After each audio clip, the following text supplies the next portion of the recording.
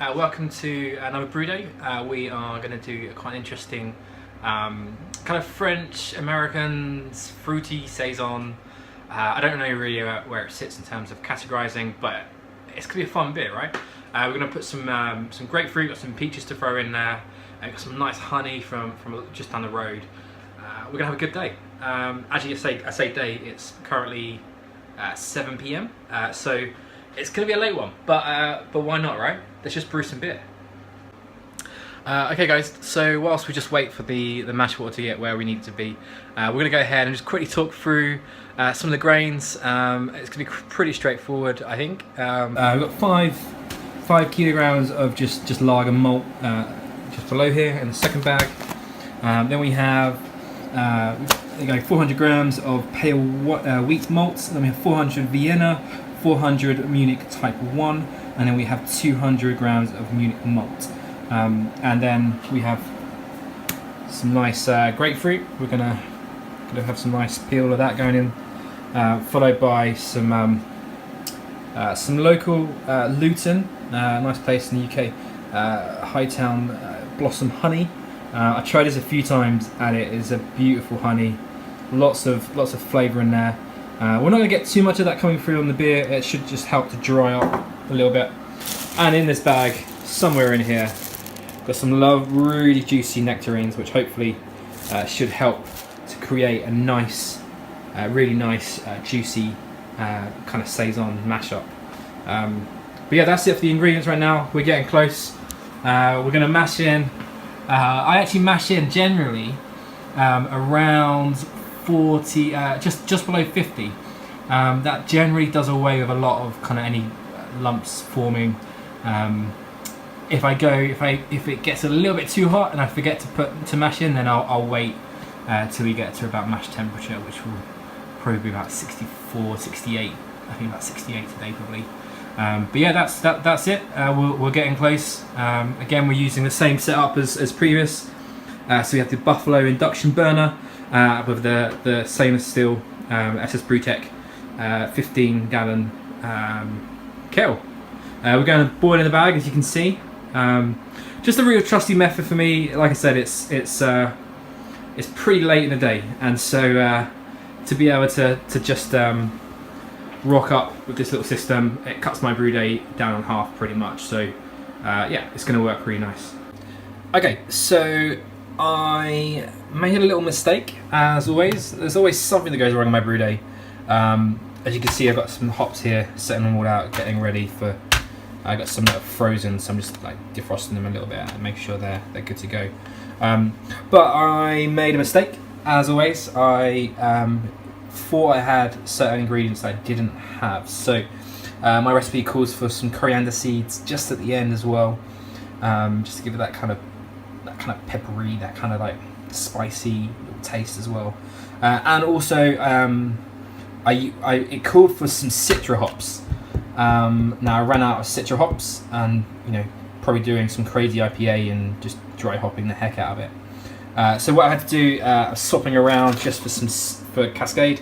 I've got Cascade and I got some Amarillo, depending on how you pronounce that one, depending on where you are. But hopefully the combination of these two should give us the same flavour we want. I've got some Nelson that we're just going to throw halfway through, just a little bit in the middle, just to give it a little bit of a piney note. So I think we're in a really, really interesting beer right here.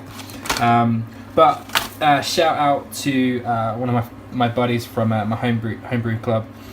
He's going to be arriving in my house with some coriander seeds, so that's pretty handy. But yeah, there's a lesson there to be had. Make sure you got all your ingredients.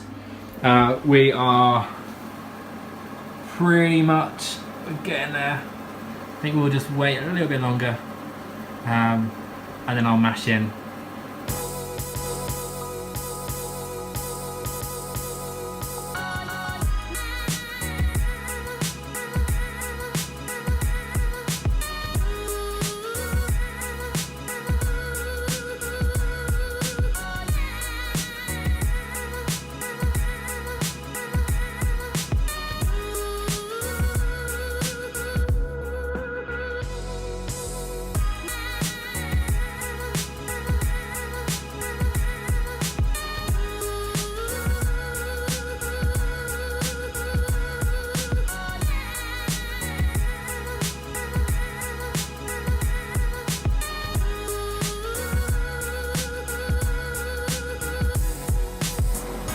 Okay, we're pretty good with the temperature. We're all mashed in, and we're just going to let it sit here for.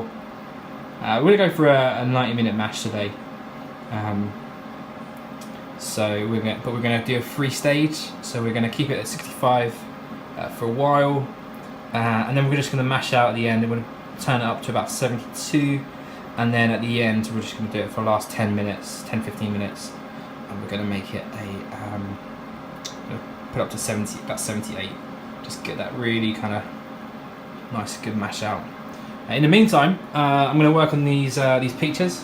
I'm trying to decide what to do, whether or not I know a lot of people say you shouldn't put them in a boil, but I'm not too worried. For right now, I just want to try out some flavour, see if we can get the flavour there, and then at a later date start looking at appearance and stuff. But yeah, I think we might just make a puree and just dump that in at the end near the boil.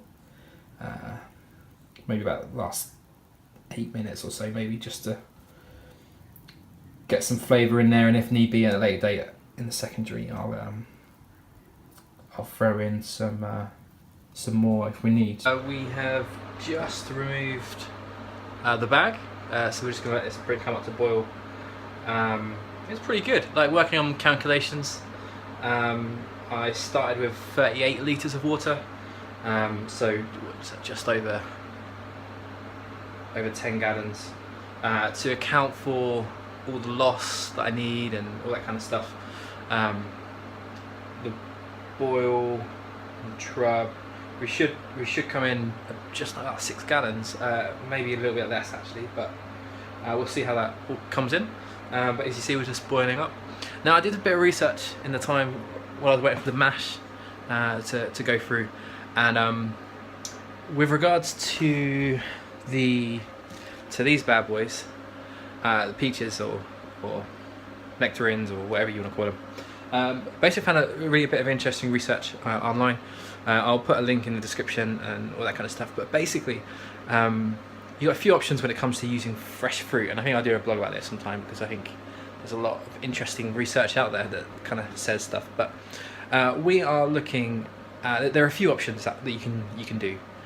We are going to go for the easy-ish option.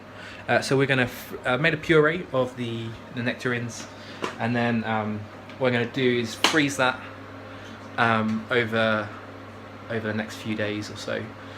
Bring it out, let it defrost, or thaw as the Americans like to say, and then what we're going to do is then we'll put it back in the freezer for another time, and then bring it back out ready for about the last 5 days of secondary, or 10 days depending on how you want to do it and how long you ferment for. The idea behind bringing it out and then putting it back in the freezer is, apparently, I need to look into this, but it basically allows more of the real flavour that you want from the fruit to come out. If I was to throw it straight in here as we're boiling later on, what I've read is you're going to end up with quite a cloudy beer, and this is a saison. We don't really want a cloudy beer. I mean, we're not doing a New England IPA here. We do a nice saison, but as you can see, it's just starting to come to the boil. So we're getting ready, get the hops ready, and going to just get the fermenter ready and sanitize and all that kind of stuff.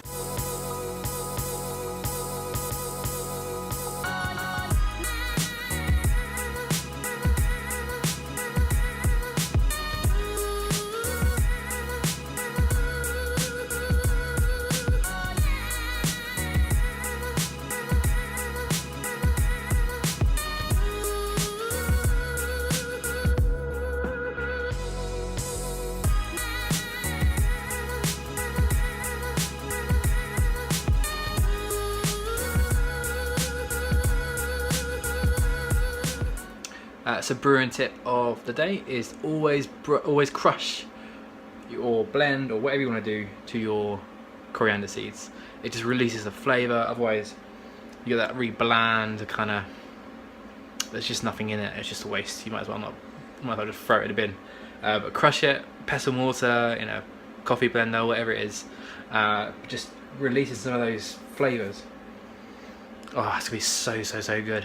Just pretty much the end of the brew day now. I think it's about midnight maybe. But yeah, we're going to use the Mangroves Craft Series French Saison dried yeast. Heard some really good thing about this yeast. Meant to be finished quite dry, which could work really nice with the fruit. Yeah, it's been a good day.